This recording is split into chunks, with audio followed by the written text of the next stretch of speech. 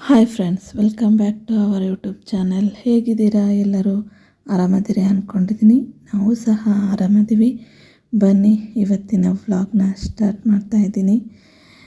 ಹಿಂದಿನ ವ್ಲಾಗ್ ನೋಡಿದರೆ ಗೊತ್ತಾಗಿರ್ಬೋದು, ನಾವು ಆ ಮನೆ ಬಿಟ್ಟು ಬೇರೆ ಮನೆಗೆ ಶಿಫ್ಟ್ ಆಗ್ತಾಯಿದ್ದೀವಿ. ಆ ವ್ಲಾಗ್ನ ಇವತ್ತು ಕಂಟಿನ್ಯೂ ಮಾಡಿದ್ದೀನಿ. ನಿನ್ನೆ ಎಲ್ಲ ಸಾಮಾನು ರೆಡಿ ಮಾಡಿಕೊಂಡು ಎಲ್ಲವನ್ನೂ ಪ್ಯಾಕ್ ಎಲ್ಲ ಮಾಡಿ ಆಯಿತು. ಇನ್ನು ಇವತ್ತು ಏನು ಬೇರೆ ಮನೆಗೆ ಏನು ಶಿಫ್ಟ್ ಆಗ್ತಿದ್ದೀವಲ್ಲ, ಆ ಮನೆಯಲ್ಲಿ ಪೂಜೆ ಮಾಡಿ ಹಾಲು ಕುಸಿ ಇನ್ನು ಸಾಮಾನೆಲ್ಲ ಇಡಬೇಕು. ಇವತ್ತು ಯುಗಾದಿ ಹಬ್ಬ. ಈ ವ್ಲಾಗ್ ಲೇಟಾಗೇ ಬರ್ತಾಯಿದೆ, ಏಕೆಂದರೆ ಮನೆ ಖಾಲಿ ಮಾಡೋದು ಅಂದರೆ ಸುಮ್ಮನೆ ಅಲ್ಲ. ಶಿಫ್ಟಾಗಿ ಎಲ್ಲ ಸಾಮಾನೆಲ್ಲ ಜೋಡಿಸ್ಕೊಂಡು ಎಲ್ಲ ಆದಮೇಲೆ ವಿಡಿಯೋನ ಎಡಿಟ್ ಮಾಡಿ ಹಾಕ್ತಾ ಇರೋದ್ರಿಂದ ಸ್ವಲ್ಪ ಲೇಟಾಗಿ ಬಂದಿದೆ. ಎಲ್ಲರಿಗೂ ಯುಗಾದಿ ಹಬ್ಬದ ಹಾರ್ದಿಕ ಶುಭಾಶಯಗಳು. ಫಸ್ಟಿಗೆ ನಾನು ಇಲ್ಲಿ ಬಂದು ಏನೋ ಮನೆಗೆ ಬರ್ತಿದ್ವಲ್ಲ, ಆ ಮನೆಯನ್ನು ಕಸ ಗುಡಿಸಿ ನೆಲ ಒರೆಸಿ ಎಲ್ಲ ನೀಟ್ ಮಾಡಿಕೊಂಡು ಹೋಗಿ ಸ್ನಾನಗೇನ ಎಲ್ಲ ಮುಗಿಸ್ಕೊಂಡು ಇನ್ನು ಪೂಜೆಗೆ ಗಂಗೆ ನೀರನ್ನ ತೊಗೊಂಬಂದು ದೇವ್ರ ಮನೆಯಲ್ಲಿ ಇಡ್ತಾಯಿದ್ದೀನಿ.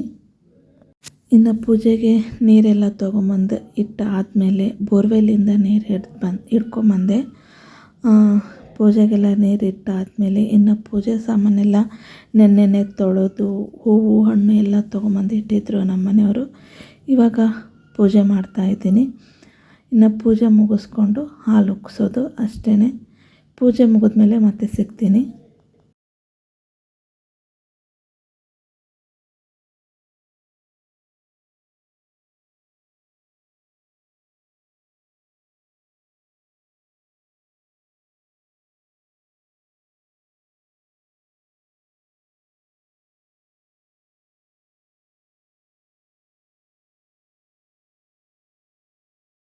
ನೋಡಿ, ಪೂಜೆ ಎಲ್ಲ ಆದಮೇಲೆ ಇವಾಗ ಒಲೆನ ಪೂಜೆ ಮಾಡಿ ಇಟ್ಟಿದ್ದೀನಿ. ಇವಾಗ ಹಾಲು ಕಾಯೋಕ್ಕಿಡಬೇಕು. ಹೊಸದು ಒಂದು ಪಾತ್ರೆನೂ ಸಹ ಇಟ್ಟಿದ್ದೀನಿ, ವಾಶ್ ಮಾಡಿಟ್ಟಿದ್ದೀನಿ. ಹಾಲು ತೊಗೊಂಡು ಬಂದಿದ್ದಾರೆ.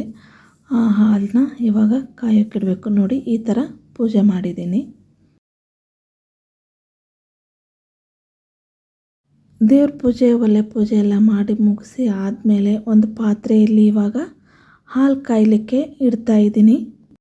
ಹಾಲು ಕಾಯೋಕ್ಕಿಟ್ಟು ಹಾಲು ಉಕ್ಕುವಾಗ ದೇವ್ರ ಹತ್ರ ಬೇಡ್ಕೋಬೇಕಂತೆ, ಎಲ್ಲ ಒಳ್ಳೆಯದಾಗಲಿ, ಹಾಲು ಉಕ್ಕಿದಾಗೆ ನಮ್ಮ ಸಂಸಾರ ಚೆನ್ನಾಗಿ ಖುಷಿಯಿಂದ ಉಕ್ತಾ ಇರಲಿ ಅಂತ ಹೇಳ್ತಾರೆ. ನಾನು ಸಹ ಅದೇ ರೀತಿಯಾಗಿ ಹಾಲು ಉಕ್ಕುವಾಗ ಎಲ್ಲದೂ ಒಳ್ಳೆಯದಾಗಲಿ ದೇವರೇ ಅಂತೇಳಿ ಬೇಡಿಕೊಂಡು ಇನ್ನು ಈ ಮನೆಯಲ್ಲಿ ನಮ್ಮ ಮುಂದಿನ ಜೀವನ ಸ್ಟಾರ್ಟ್ ಆಗುತ್ತೆ. ನೋಡಿ, ಹಾಲು ಕಾದಿದೆ. ಇನ್ನೊಂದು ಸ್ವಲ್ಪ ಹೊತ್ತರಲ್ಲಿ ಉಕ್ಕಿ ಬರುತ್ತೆ.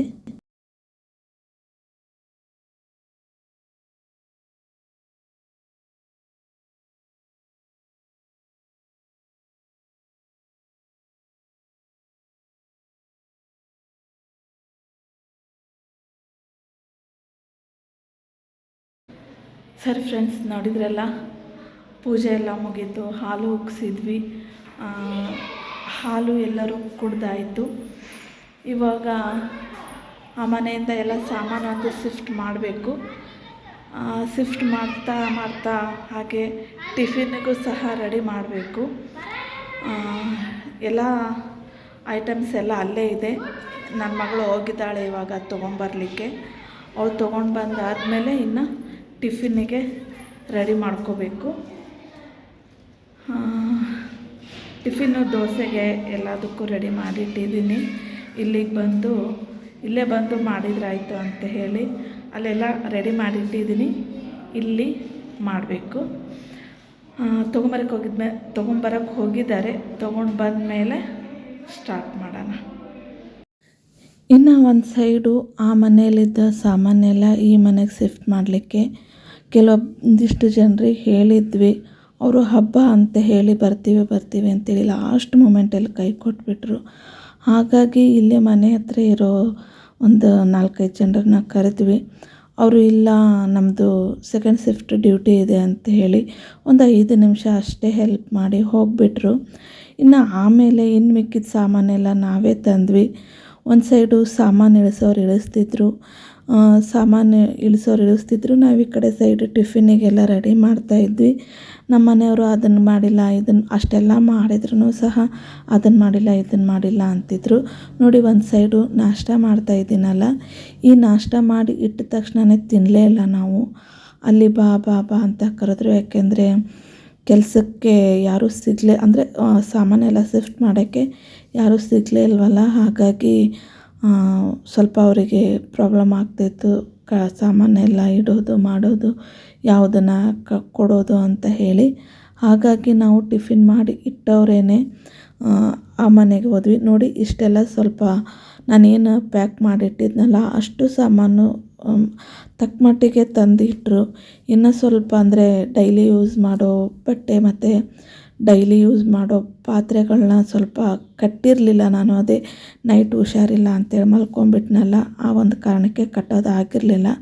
ಅದಕ್ಕೆ ಬಾ ಬಾ ಅಂತ ಹೇಳಂದರು. ಅದಕ್ಕೆ ಹೋಗಿದ್ದೆ. ಅಲ್ಲಿ ಹೋಗಿ ಸಾಮಾನೆಲ್ಲ ಅವರಿಗೆ ರೆಡಿ ಮಾಡಿಕೊಟ್ಟು ಬಂದೆ. ಅಷ್ಟರೊಳಗೆ ಇಲ್ಲಿ ಫಿಲ್ಟ್ರ್ ಫಿಕ್ಸ್ ಮಾಡೋರು ಬಂದಿದ್ದರು. ಫುಲ್ ಎತ್ತರ ಫಿಕ್ಸ್ ಮಾಡಿಬಿಟ್ಟಿದ್ದಾರೆ. ಅದ್ರ ಕೆಳಗೆ ಫ್ರಿಜ್ ಬರುತ್ತೆ, ಫ್ರಿಜ್ ಮೇಲೆ ಫಿಲ್ಟ್ರ್ ಬರುತ್ತೆ. ಇನ್ನು ಇಲ್ಲಿ ಸಾಮಾನೆಲ್ಲ ಶಿಫ್ಟ್ ಆದಮೇಲೆ ಸ್ವಲ್ಪ ವೀಡಿಯೋ ಮಾಡೋಕ್ಕಾಗಲಿಲ್ಲ. ಟಿ ವಿ ಎಲ್ಲ ಹೊಂದಿಸಿದ್ರು. ನಾವು ತಕ್ಕ ಮಟ್ಟಿಗೆ ಬಾಂಡೆ ಗಿಂಡೆ ಎಲ್ಲ ಹೊಂದಿಸ್ಕೊಂಡು ಸ್ವಲ್ಪ ರೆಡಿ ಮಾಡ್ಕೊಂಡ್ವಿ. ಡೈಲಿ ವೇರ್ ಬಟ್ಟೆ, ಹೊಸ ಬಟ್ಟೆ ಒಂದಿಷ್ಟು ಬಿಟ್ಟು ಇನ್ನು ಮಿಕ್ಕಿದೆಲ್ಲದನ್ನು ಸಹ ನಾವು ಜೋಡಿಸ್ಕೊಂಡ್ವಿ ಆವತ್ತಿನ ದಿನವೇ. ನೋಡ್ತಿರ್ಬೋದು, ಬಟ್ಟೆ ಅಷ್ಟೇ ಉಳಿಸ್ಕೊಂಡಿದ್ದೀನಿ. ಇನ್ನು ನಾಳೆಗೆ ಮಾಡ್ಕೊಂಡ್ರೆ ಆಯ್ತು ಅದನ್ನು ಅಂತ ಹೇಳಿ ಬಟ್ಟೆ ಅಷ್ಟೇ ಉಳಿಸ್ಕೊಂಡಿದ್ದೆ. ಇನ್ನು ಅಡುಗೆ ಮನೆಯಲ್ಲೂ ಸಹ ಎಲ್ಲಿ ಇಡಬೇಕು ಅನಿಸುತ್ತೋ ತಕ್ಕ ಮಟ್ಟಿಗೆ ಈ ಸಂದರ್ಭದಲ್ಲಿ ಇಟ್ಟಿದ್ದೀನಿ. ಮತ್ತು ಯೂಸ್ ಮಾಡ್ತಾ ಯಾವ್ಯಾವ ಐಟಮ್ಸ್ ಎಲ್ಲೆಲ್ಲಿ ಇಟ್ಕೋಬೇಕು ಅನ್ನೋದು ಗೊತ್ತಾಗುತ್ತಲ್ಲ, ಆಮೇಲೆ ಇಟ್ಕೊಂಡ್ರೆ ಆಯಿತು ಅಂತ ಹೇಳಿ. ಸರಿ ಫ್ರೆಂಡ್ಸ್, ಎಲ್ಲನೂ ತಕ್ಕ ಮಟ್ಟಿಗೆ ಜೋಡಿಸ್ಕೊಂಡಿದ್ದೀವಿ. ಇನ್ನೂ ಸ್ವಲ್ಪ ಜೋಡಿಸೋದು ಇದೆ. ನಾಳೆ ನೋಡಿದರೆ ಆಯಿತು ಅಂಥೇಳಿ ಇವತ್ತಿಗೆ ಇಷ್ಟಕ್ಕೆ ಮುಗಿಸಿ ಫ್ರೆಶ್ ಅಪ್ ಆಗಿದ್ದೀವಿ. ತಕ್ಕ ಮಟ್ಟಿಗೆ ಸ್ವಲ್ಪನೇ ಜೋಡಿಸ್ಕೊಂಡಿದ್ದೀವಿ ಅಷ್ಟೇ. ಈಗ ಫ್ರೆಶ್ ಅಪ್ ಆಗಿದ್ದೀವಿ. ಫ್ರೆಶ್ ಅಪ್ ಆಗಿ ಇವತ್ತು ಹಬ್ಬ, ಮನೆಯಲ್ಲಿ ಏನೂ ಅಡುಗೆ ಮಾಡೋಕ್ಕಾಗಿಲ್ಲ. ನಮ್ಮ ಅಕ್ಕ ಊಟಕ್ಕೆ ಕರೆದಿದ್ದಾಳೆ, ಅಲ್ಲೇ ಹೋಳಿಗೆ ಮಾಡಿದ್ದೀವಿ ಬರ್ರಿ ಅಂಥೇಳಿ. ಅದಕ್ಕೆ ಇವಾಗ ನಮ್ಮ ಅಕ್ಕರ ಮನೆಗೇ ಊಟಕ್ಕೆ ಹೋಗ್ತಾಯಿದ್ದೀವಿ.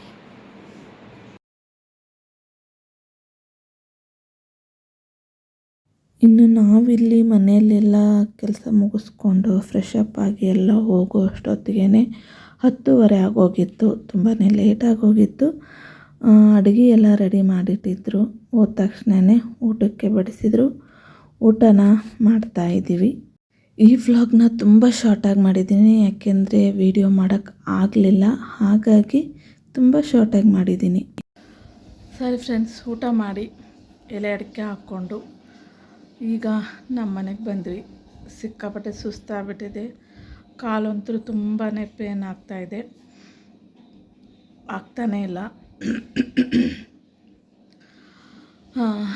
ಇವಾಗ ಮಲ್ಕೊಳ್ತೀವಿ. ಮತ್ತು ಮುಂದಿನ ವಿಡಿಯೋದಲ್ಲಿ ಸಿಗೋಣ. ಈ ವ್ಲಾಗ್ ನಿಮ್ಮೆಲ್ಲರಿಗೂ ಇಷ್ಟ ಆಗಿದ್ದರೆ ದಯವಿಟ್ಟು ಲೈಕ್ ಮಾಡಿ, ಶೇರ್ ಮಾಡಿ, ಹೇಗಿತ್ತು ಅಂತ ಕಮೆಂಟ್ ಮೂಲಕ ತಿಳಿಸಿ. ಹಾಗೆ ಸಬ್ಸ್ಕ್ರೈಬ್ ಆಗೋದನ್ನು ಮಾತ್ರ ಮರಿಬೇಡಿ. ಪಕ್ಕದಲ್ಲಿರೋ ಬೆಲ್ ಐಕನ್ನು ಒತ್ತಿ. ಸರಿ ಫ್ರೆಂಡ್ಸ್, ಬಾಯ್. ಮತ್ತೆ ಇನ್ನೊಂದು ವಿಡಿಯೋದೊಂದಿಗೆ ಸಿಗೋಣ.